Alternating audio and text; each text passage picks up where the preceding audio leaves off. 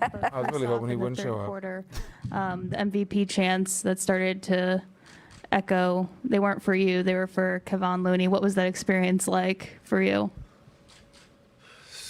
Amazing fan interaction. That's how it's supposed to be. He's been playing amazing, making his impact felt both ends of the floor, and when you get your home crowd appreciating the impact, the input from everybody, and making him nervous at the free throw line, it's special, especially with the way the game was going, the way he came back, or way we all came back and fought to the end. And for Kevon, just with everything he's been throughout his entire career, with all the injuries and everything, what was it like to see him have a career night tonight in a game when you guys needed him most, with Draymond running into foul trouble? I think we've been talking about it, all year in terms of him playing all 82 games. Game 6 of the last series, coming back into the starting lineup and just dominating the boards. And now he's finding a new way to impact on the defensive end, obviously, and then being in the right place, right time, finishing around the rim. Career high, most he's had however long. So it's amazing to see him just take the experience of being around, these last 7 years, and being ready for his opportunity in different series. You can tell he's got composure, he's got experience, and just the know-how. And whether he's playing 30 whatever minutes or not, he's ready.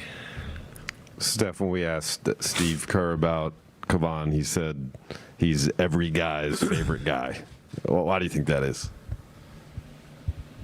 Without going into his history, he's just been through a lot.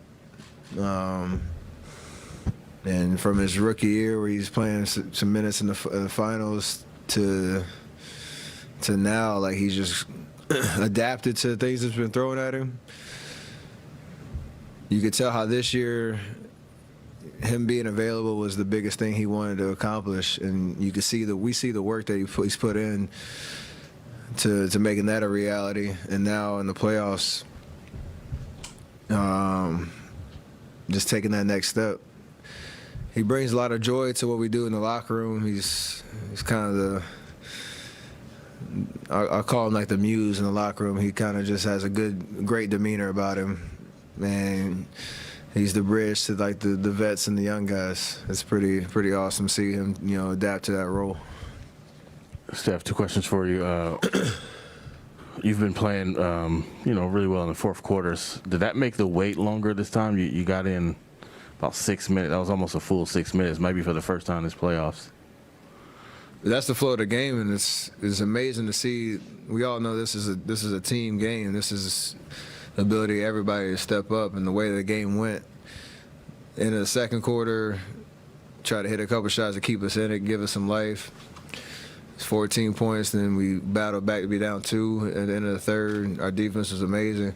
And in that first 6 minutes, JP, Loon, Otto, Clay, they all made great big shots and gave us, a nice lead where we could steal a couple minutes here and there.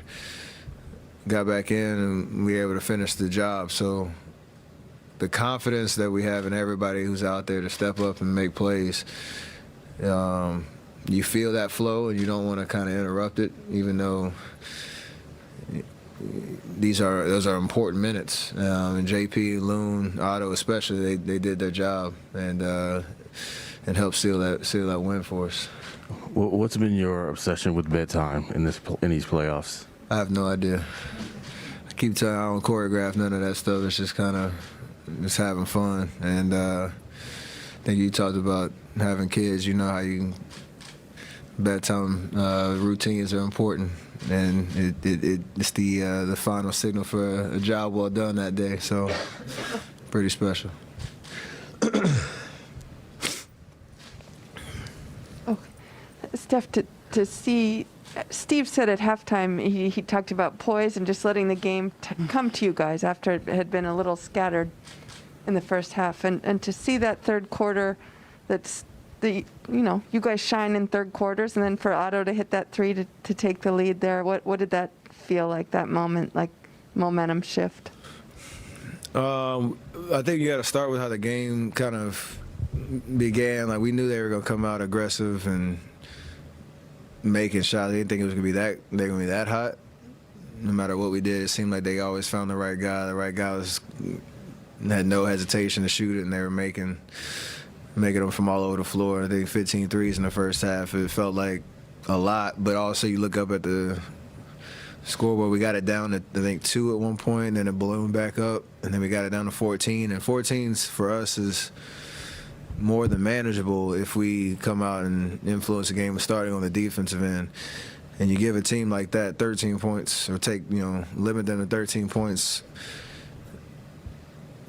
It wasn't like a flurry, but it just seemed like we regained the momentum and slowly and methodically kind of walked them down until that point. Like, the first 6 minutes of the fourth quarter was, kind of the real momentum shift that gave our crowd some life. It gave us life, and allowed us to run away with the win.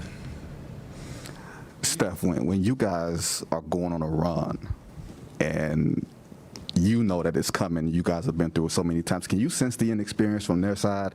Maybe not panic, but that they haven't been here before compared to you guys having been here before. Can you sense that on the floor? No, it's not that. It's just the supreme confidence of what we do. You don't really know what they're talking about in the huddle. You don't really feel what's going through their mind. It's just you have imposed your will, and for us, like the experience and just the chemistry. Obviously, this group is different, but we have that attitude and spirit. Like, we feel like we're never out of it. I think only one game this playoff run so far, like, we've been severely outmatched from start to finish, but that belief then turns into execution in the game, and you can feel the momentum. It's more just focused on what we do.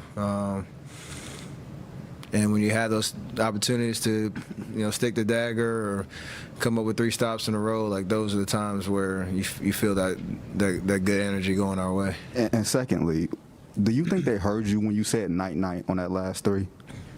Because you were right in front of Dallas's bench. I was looking at the ball and looking at the rim, so I was talking to myself. So I don't know who heard it, but it's a good way to finish the game, and we got to take that to Game 3. That's not choreographed at all. That's just in rhythm. You just decided to say that? Absolutely. You mentioned the 15 threes in the first half. A lot of it was, guard-to-guard screens. Just what didn't you guys do covering some of that well in the first half, and what did you do better in the third? I think we got caught on. They obviously were trying to go at me and JP and pick and roll. There were a couple of times where we got confused, didn't put pressure on the ball, so they were kind of just. Luka could get wherever he wanted to. He obviously made a couple of tough shots, but the decisions were, I think, a lot easier for him in the first half, where somebody was open, whether it was him off the ball screen or him getting downhill, kicking it back out, and us kind of scrambling. And then they made a couple. I think they all made a couple tough ones. So you kind of didn't want to overreact, but also we got a lot better on the ball. Just trying to keep bodies on Luka, close out to the shooters that we know are hot, and then rebound the ball. So that's our best offense. When you're fouling and when they're making shots, especially dagger threes, like, it's tough to really gain any momentum, and things shifted our way. Steph, are there times when you're feeling maybe the defense isn't all the way focused on you as much as it has been, and maybe a little bit to Jordan? There's at least one play where I think you took it down the left side of the lane, and Brunson just took half a step to you and then ran out to Jordan, and you didn't have the open lane to him. He wasn't helping on you. Do you remember that, or are you feeling this a little bit where the floor is slightly different because Jordan's out there? Absolutely. And he's more than capable as a ball handler and a playmaker to take advantage of that. There are times where me or Clay are off the ball and we know they're not really going to leave us, so help side defense isn't really there, and he's amazing at taking advantage of that, getting to the paint, crafty finishes. There's a couple times in transition where I remember at the end of the second quarter, he was coming down the left side. Everybody's focused on him and his speed getting to the basket. He found me on the right wing, and I knocked it down. There's opportunities like that. So there's a lot of trust in being able to put the ball in his hands and know you got to figure out what you're going to try to take away. And he's been amazing at finding the seams. Him and Looney had great chemistry tonight. And it's nice to have another ball handler that can take advantage of those looks. 2 Clay dunks in the second half.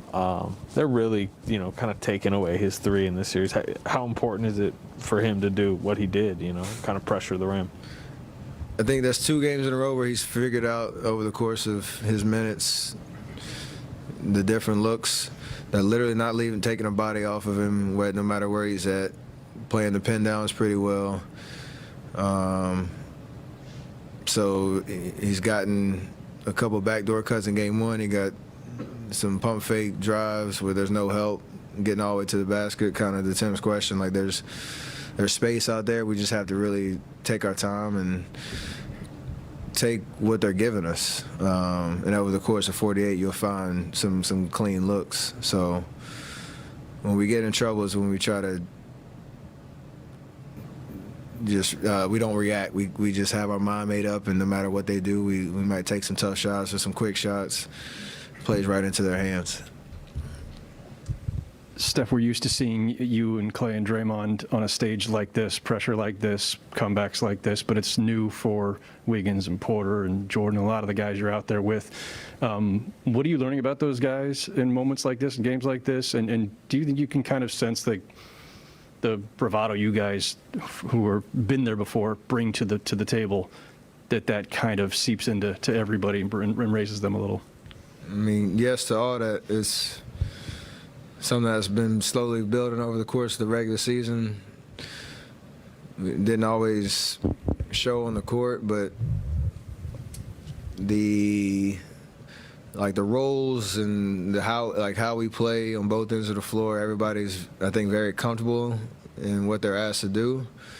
Even Wiggs, where he has a tough challenge of chasing Luka pretty much everywhere, every time he's out there on the floor, every minute he's out there, and you understand he's going to get scored on because Luka's nice like that. But over the course of 48, you figure out how that's going to wear him down a little bit and how he can go back at him on the offensive end. Otto, in the same way, he had a big 3 in the fourth quarter, just being aggressive and ready for his moment. So we try to bring that attitude, and those guys are really demonstrating that the moment's not too bright for them, and we need everybody's contribution because this team is different than years past. Cool.